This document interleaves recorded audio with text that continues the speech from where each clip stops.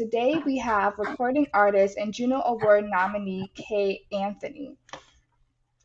So a little bit about the JUNO Awards is that, well, it all started as the RPM Gold Leaf Awards in 1964 by RPM editor and publisher Walt Grelis and record label executive Stan Cleese, soon became the JUNO Awards in 1971. Named in tribute to Pierre Junot, the first chairperson of the Canadian Radio, Television and Telecommunications Commissions, CRTC, the JUNO Awards were founded to raise the public profile and recognition of musical artists in Canada. The JUNO Awards have evolved from an industry awards event to a weekly-long festival that travels city to city across the country. It encompasses both public-facing fans events and industry networking opportunities featuring a diverse array of Canadian artists and emerging talent. In addition to the JUNO Awards broadcast, JUNO Week event programming includes JUNO Songwriters Circle, JUNO Fest, JUNO Fanfare, JUNO Cup, and you can learn more about that at junoawards.ca. Now, our awesome guest today is Kay Anthony, who has been nominated for the JUNO Awards for Contemporary Christian or Gospel Album of the Year for the album titled The Cure. Kay Anthony is also the first native of Jamaica to be nominated for this award, and it's so exciting for Jamaica to have the very first native of Jamaica to be nominated for this prestigious award. Also, Kay Anthony released a new song titled Free on February 12, 2021, which has been doing amazing. This melody reaches your heart and brings you a sense of inner peace. Kay Anthony's music has been such an inspiration to many people. It's that kind of music that gives you goosebumps as the words resonate with you. And we want to say first, thank you so much for coming on our show, Kay Anthony. It's such an honor to have you here. Thank you for having me. Thank you. Yes, we really are excited to have you this week, and we're looking forward to this awesome interview. So tell us a little bit about your roots and tell us, who is Kay Anthony? Kay Anthony. I was born in Montego Bay, Jamaica. I grew up in Falmouth, Trelawney. My parents, Beverly and Rallin Fowler. I have only one sibling, and his name is David. He studied mass communication. I ended up studying music. At first, my first love was track and field. Many persons don't necessarily know that. However, my mom didn't think that I was going to be able to focus. As a result of that, I went to a private institution called Harrison Memorial High in Montego Bay. After I graduated, I had the intention of becoming a agronomist, something that have to do with agricultural science and soil testing. However, since they weren't accepting anyone at the time, my mom asked if I've ever thought of studying music, at least doing it for a year. So that's how I ended up at Northern Caribbean University, where I studied music, and I also did a degree in communication. I love to travel. I love experiencing new things. I love being in the studio. It's probably one of my favorite things to do is to be in the studio with like-minded people writing. And I love to have a good time, but I'm also a bit reserved at time. So that's a little bit about me. After Northern Caribbean University, I was signed from early. That's something that many people don't know. I was signed to a label at the time called Message Music while attending Northern Caribbean University. Did my first tour with a group called Caris, outside of representing the university inquiries. I did my first tour in 2006, and after that didn't go so well. I started managing on my own career from then on, which took me some time to understand the business aspect of it. At that time, I became a teacher. So I taught music both at my alma mater, Extension Campus Studies, and also at a high school called McGrath High School in St. Catherine. So I ended up in teaching how, I don't know, but I was successful at it. In 2011, the runner-up song that was sung in the JCDC adult competition when it comes to gospel was written by myself, and the person was actually my student. Yeah, I know I probably sound old, but I'm not that old. But that person was my student, and I developed a more passion for writing from early, and that I would say motivated me to even push more into writing. I ended up working with a producer in Jamaica by the name of Dwayne Wire Campbell, a phenomenal guy, and I started building from there, from the what was left off, from the fact that I was signed early, and I had to come out of that contract, and have been working ever since.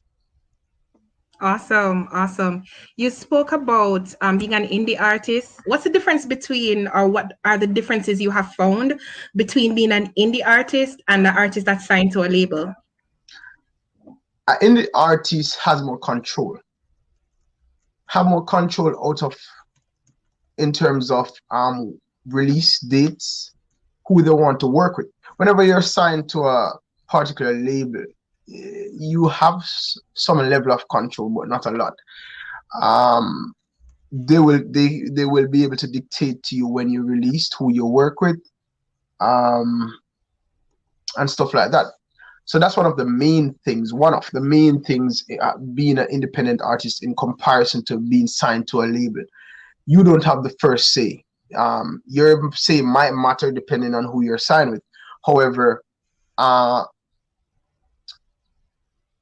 their idea of what they see of you or where they want to get you comes first.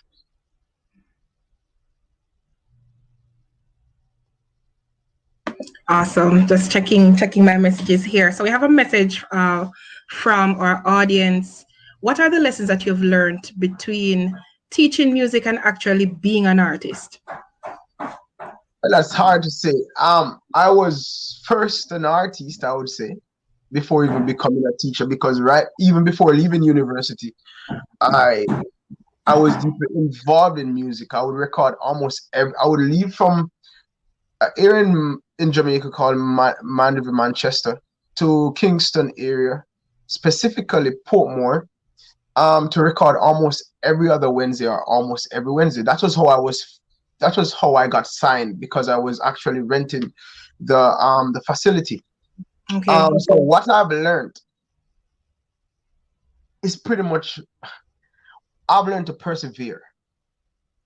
I've learned to bounce back from the hard times. Some stuff I just won't get into, because I've forgiven whomever was a part of certain situation that I had early in my career.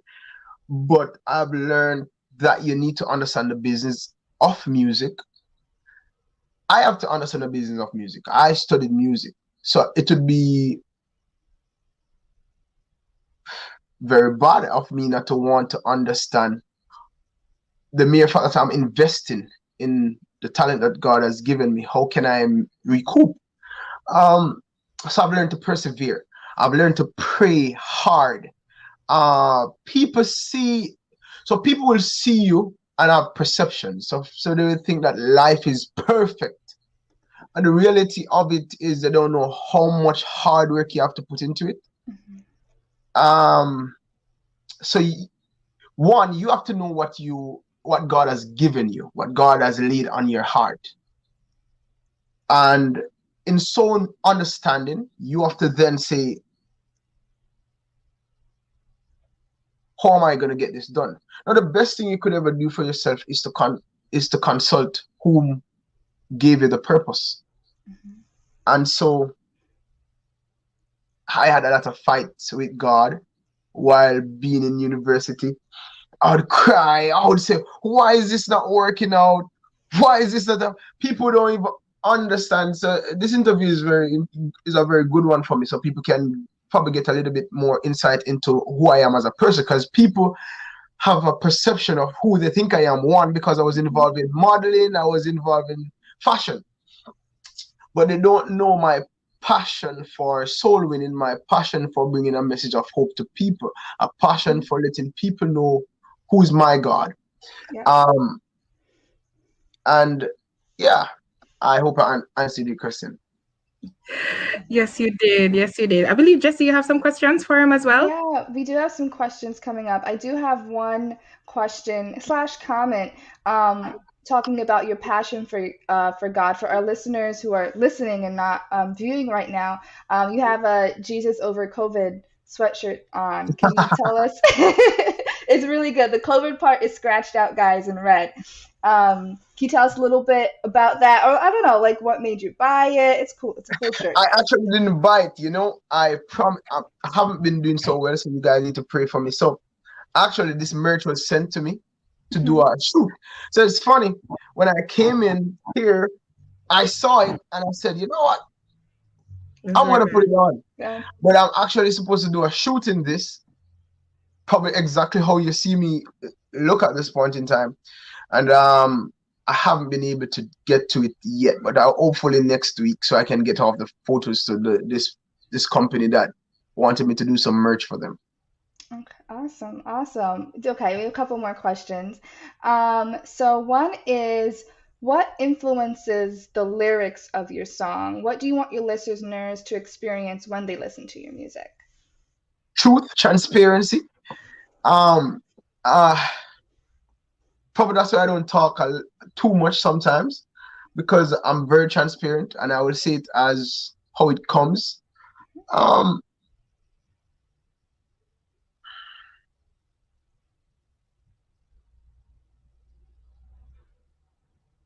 The Christian walk isn't the easiest of walk. However, if we submit, it makes it easier.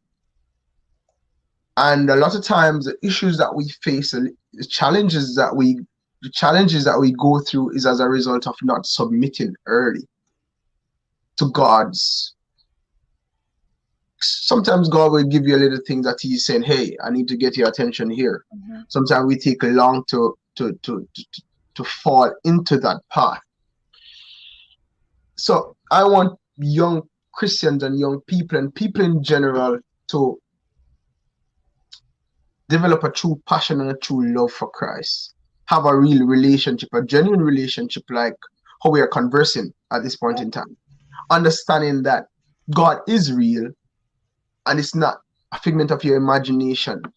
And I think if we develop that relationship, the more that relationship grows, we'll tend to have this respect for Him, where we'll be reverent in His presence and understand that He's an awesome God. So it all boils on for me in our Christian walk, as in developing a relationship with Christ. I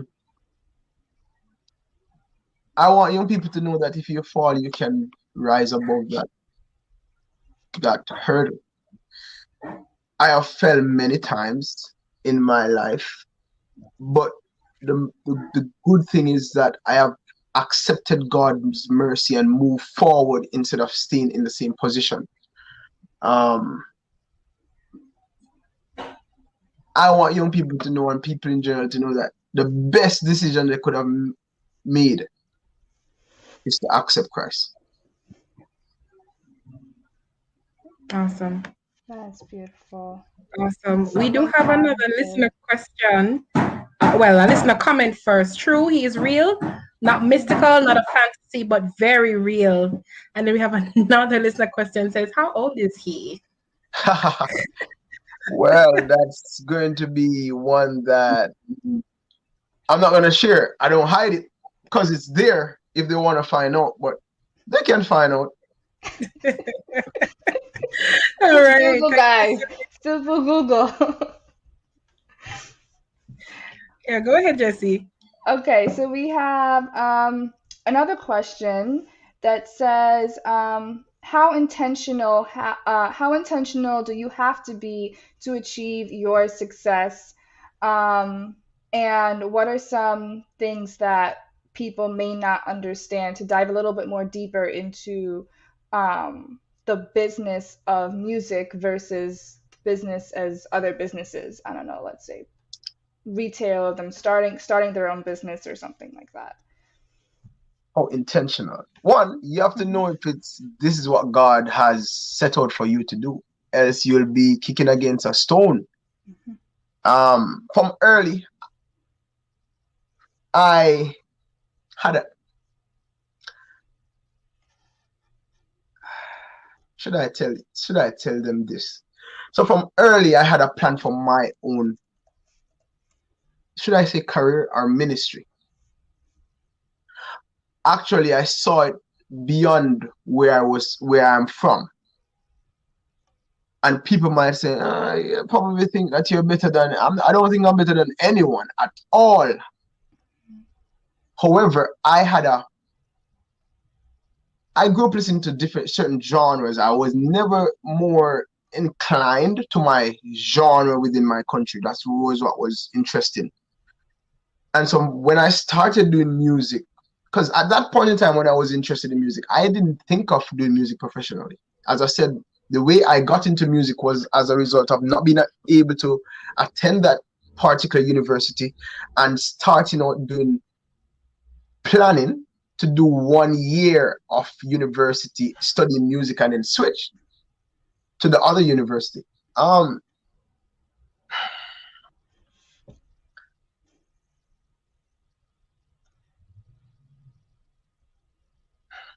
want to make sure I'm answering your question.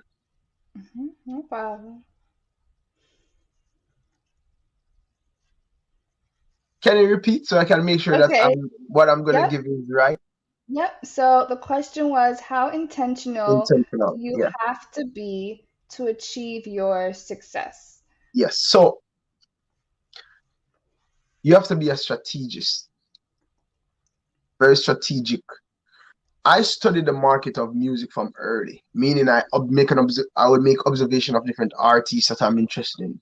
Look at their approach. I have tons and tons of connection that I've built over the years, which would blow people away, that I built my own connection list in various countries. So you have to be very strategic in doing music. I believe you should be a student of the word. You should spend a lot of time studying, because if it's like, what is filling this man? What is filling this vessel? Whatever is filling the vessel is what is going to be poured out. So if nothing has been poured into the vessel, nothing good will come out of it. Yep. Or if you're feeding your mind on things that you shouldn't be, what you're pouring out won't be as potent. Hopefully I'm making sense. And so if you're spending time studying the word or having conversation about your love relationship with Christ, it will be able to be seen. And that has to be intentional. You have to be intentional in spending time with God, so that whatever you're presenting to the world is that. Yeah. Okay. May I ask a question? I'm the DJ. I'm DJ Kelly.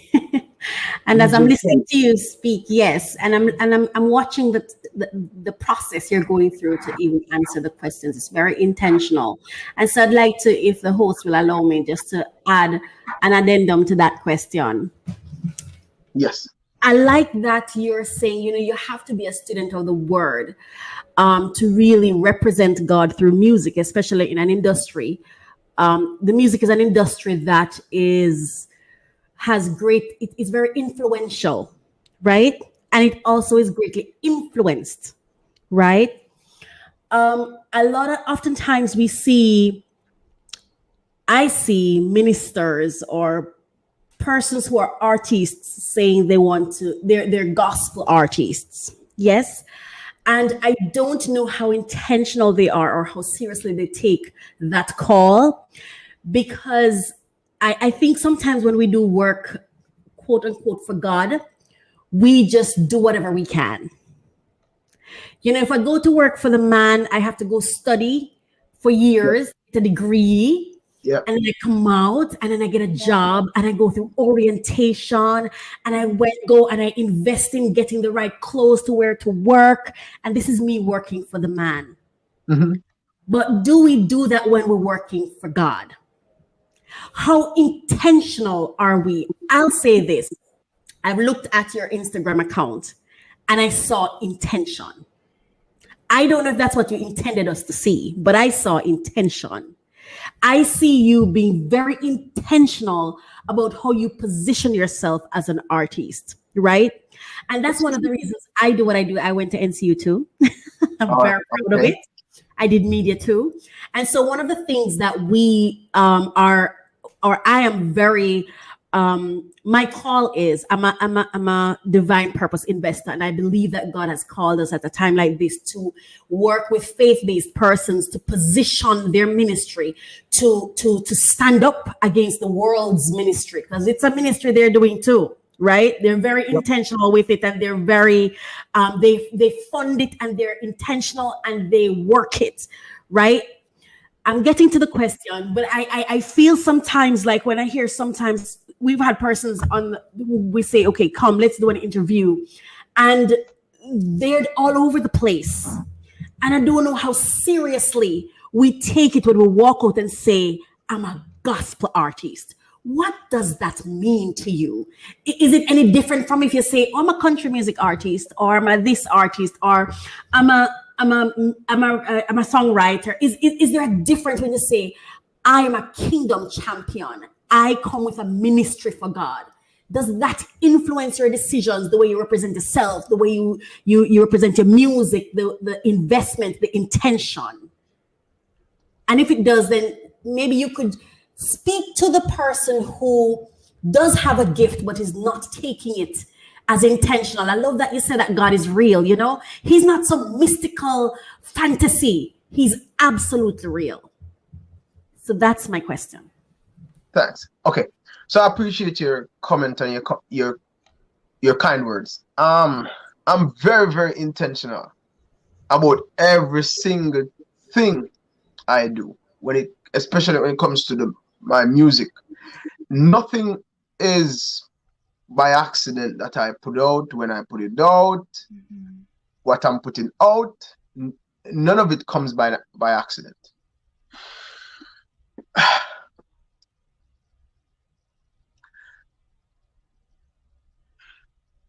We all know the story of the talent. Now,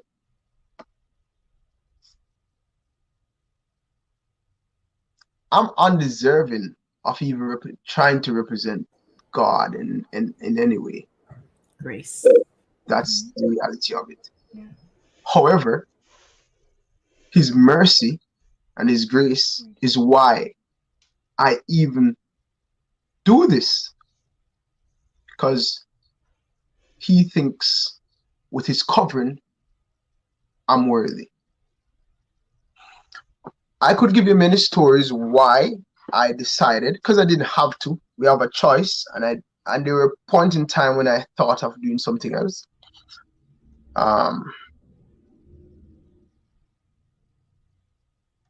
But each time I tried to think of doing something else, it's almost like something was lost inside of me. So this is you guys are getting some stories that probably a lot of people have not gotten.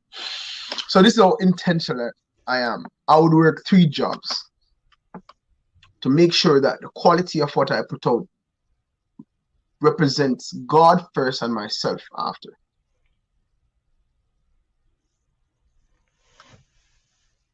Some of it was good, because after a while you do get tired.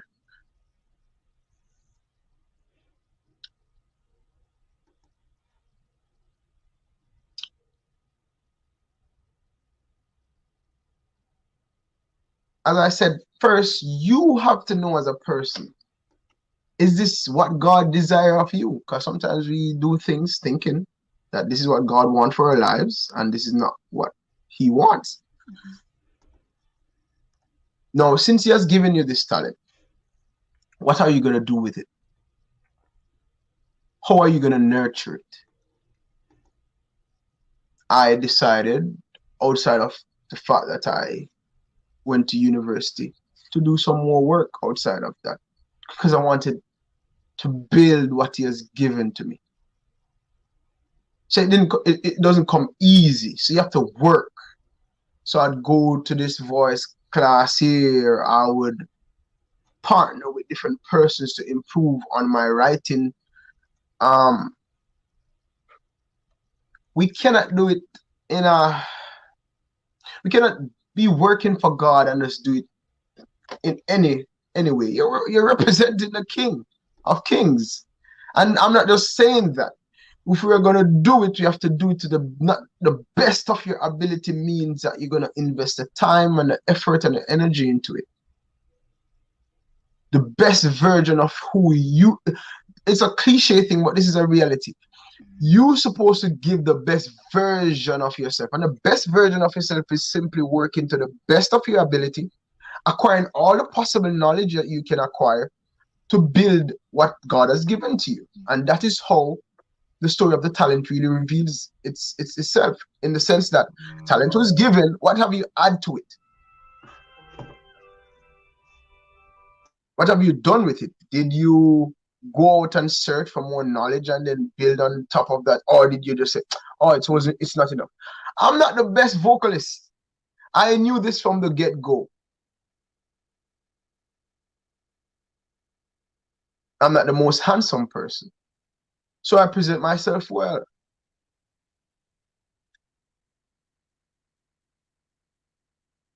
And something I learned early is to partner with people who have something that complements what I have,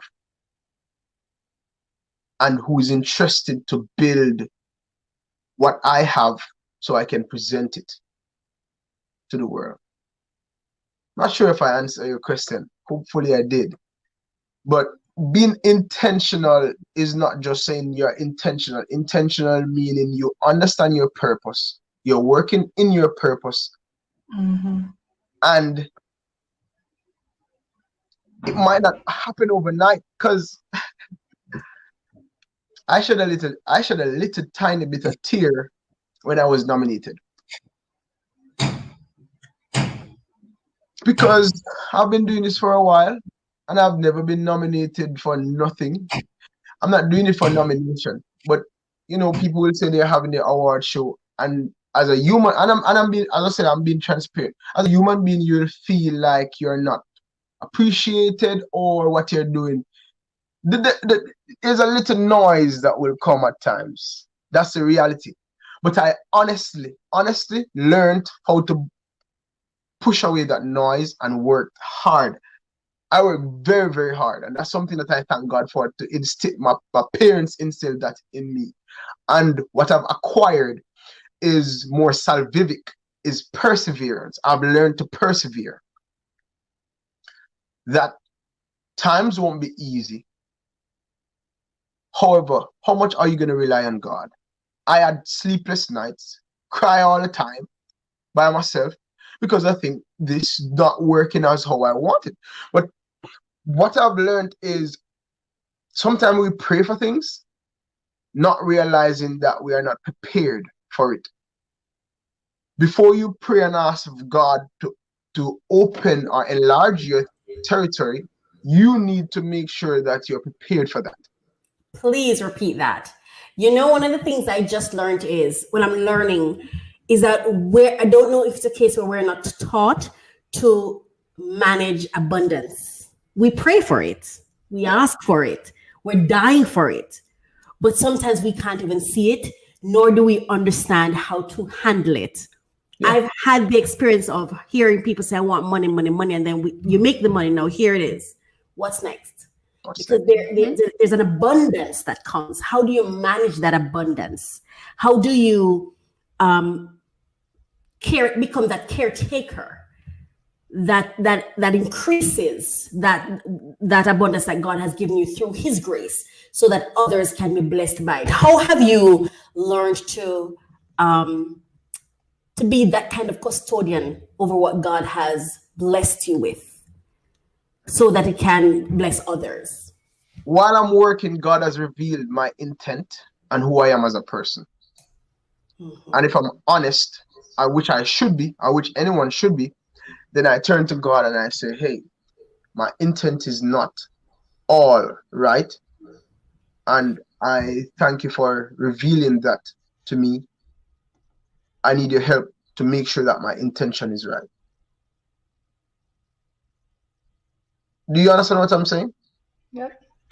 Yes, Because definitely. sometimes we are doing something and we there's a part, you have to be honest, there's a part of you that want acclamations, want to win this, but then so God will reveal who you are. No, you need to accept it and then say, okay, I see what you're saying. You're not prepared, you're not ready. That's what I'm telling you. And I want you to be ready. I want you to realize that that's a weakness that you have and you need to grow past this. So I'm revealing it to you. And I'm not giving this. You see, we have to be with God like He's a parent. But He's not a parent. He's the best parent. He's not going to give you a gift that you're not ready for. If He gave you the gift, that means He is enough for you to hold on to. To not falter, to not allow the gift to allow you to falter. Well said. Just for our listeners that just came, when you said that, it instantly, a good image is that a parent's not going to give a 9-year-old keys to the car to drive. No matter how if it's a smart parent. If it's a smart parent.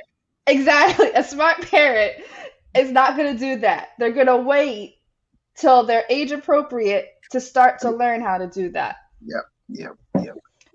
All right. Understanding. You see, there's many things. We have the information.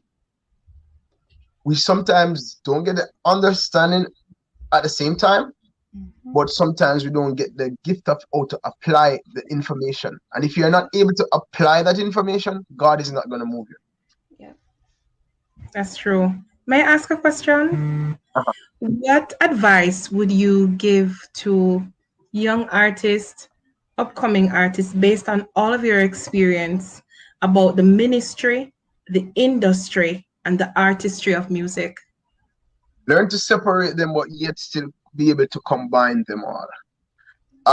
As I said, for me, I've invested so much money in music. I thank God for the wife that He gave me. I've invested so much money in music. It would blow your mind, but it's because I had a dream. I had a dream from early. What I would tell any young artist is, I go back to the same thing. You need to know that this is what God intended for you. Sometimes we ourselves birth some ideas that is not what God intends. Because it looks good. It looks good.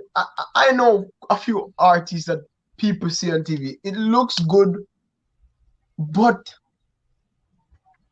it's not all gold. It's not. It's the truth. If some people would tell you, they would tell you that it's the truth. So they need to really invest in your talent. If you think this is what God has chosen you to do, you need to invest in your talent. Especially before. What does invest in your talent? What does that look like? Okay, and thanks you for allowing me to, so I could express it better. Everything takes stages. So but you want to work with people who brings quality. Because the reality of it is, if someone present me with, say, if somebody should contact me now and say, hey, I want to do a song with you, your presentation is going to be, I have a very high standard for my own self. So people might think I'm cocky because I might say no. No, no, no. If they only knew me as a person, it's only now that I've learned to be more mature and handle it better. But I have such a hard time beating up my own self. If someone send me a product that's not where my ears are mind set is, I'm gonna nice to say at this point in time, no. So you have to build yourself. Build yourself in terms of working at the right people, trying to pull together a team of people around you that believe in what you have. Because if you're the only one that believe in what you have, sometimes there's a concern because you're probably hearing something different. Sometimes your mother shouldn't be your biggest support in a sense that saying, oh yes, everything she says is good. Always be a student of your job, of your gift, of your ministry. Be a student, be open to learn. And learn fast. Try to work. In building yourself, you probably need to think, how am I going to acquire the money to invest back into the gift or into what God has given me to present to people? So that's something that you have to think about. Because in working with someone who brings quality, it's going to cost. Because they pay for their time of learning, etc., etc. And as a result of that, it's going to cost more than the average Joe. You might go and knock up a guy and say, hey, I want to do production with you. It's different.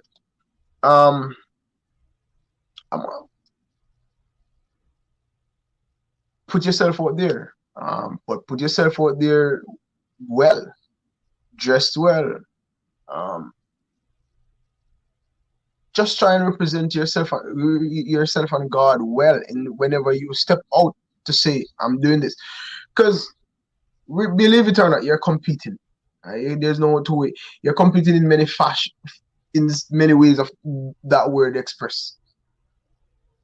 Young people are drawn to certain styles and so forth. And I'm not saying you should water down nothing that you're doing. I'm just saying that you have to bring quality because you're already at a disadvantage if you're not.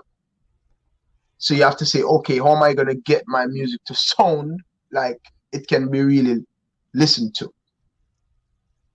So I think that is important. But as I said over and over, know for sure this is what God intended for your life, because it's not a bed of roses. Thank you so much for that. Jesse, I'm not sure if you have any more questions. See, we have one more. Is who do you admire in the music industry, and what's your motivation? I admire quite a few people.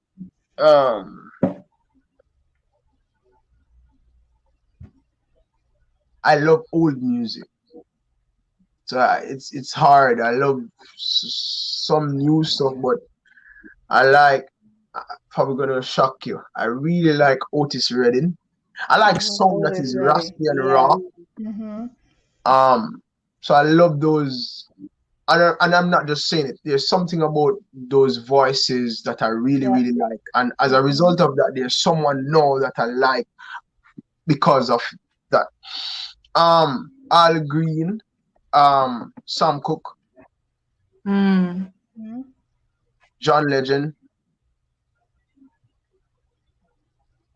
and someone who people think that I have some things in common, which not somewhat.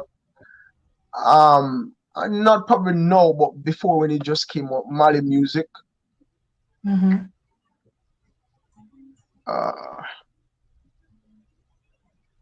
I love. I grew up listening to a lot of Fred Hammond, and also I was in an a cappella group, so I love that also. And currently, Dante Bowie and Chandler Moore. I like that because they have a raw sound that I like. Yeah, pretty much that. But I listen to everything. I don't necessarily sit down and admire any one artist. It doesn't matter who it is. I look at what's negative about them and what's the positive, and I say, interesting. And I will say, okay, I would love to be able to do that. I will be able to write Why did he say this? Or why did he do that? So I will look at those things and probably add them to my arsenal, if you want to call it that. Understood. Understood. Well, you know what? We salute you and we support you as a recording artist, and not just a regular recording artist, but one that does it for the kingdom. Okay, Anthony, thank you so much for being with us.